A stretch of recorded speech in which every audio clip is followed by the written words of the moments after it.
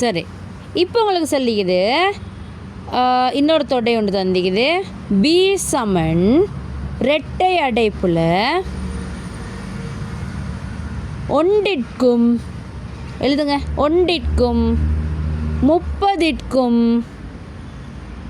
இடையில் உள்ள 5 மடங்குகள்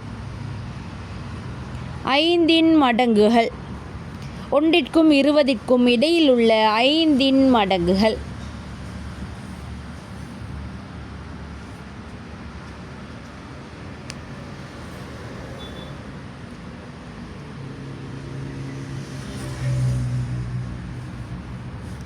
ஒன்றிற்கும் 20ற்கும் இடையில் உள்ள 5 மடங்குகள்.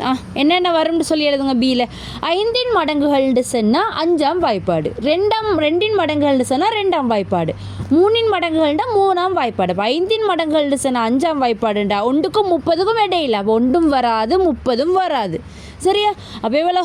5, 10, 15, 20, 25, 30 எழுதுறதா இல்லை? அதுக்கு இடையில் உள்ள இதனை சொல்லிக்குது. அப்போ இவ்வளோ பேர் வருவேன்.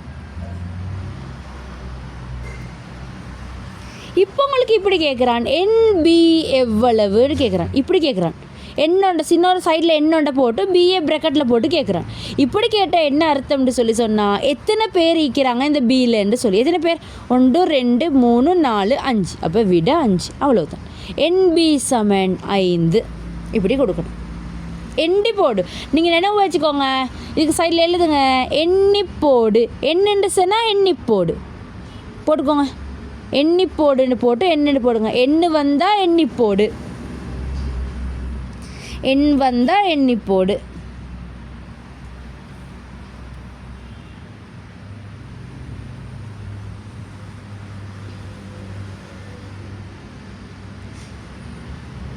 என்பின்னு சொல்லி கேட்குற நேரம் இதில் எத்தனை பேர் ஈக்கிறாங்க. சரியா?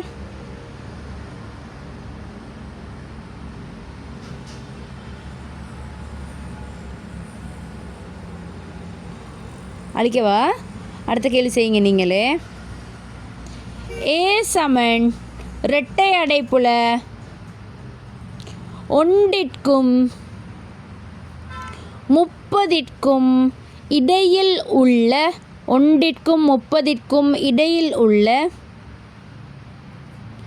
3 மடங்குகள் 3ஆம் வாய்ப்பாடு. இதில் நீங்கள் 1வது இது எழுதிட்டு மூலகங்களை தருகன்னு சொன்னால் அது இரட்டை ப்ராக்கெட்டில் எழுதுகிறேன்.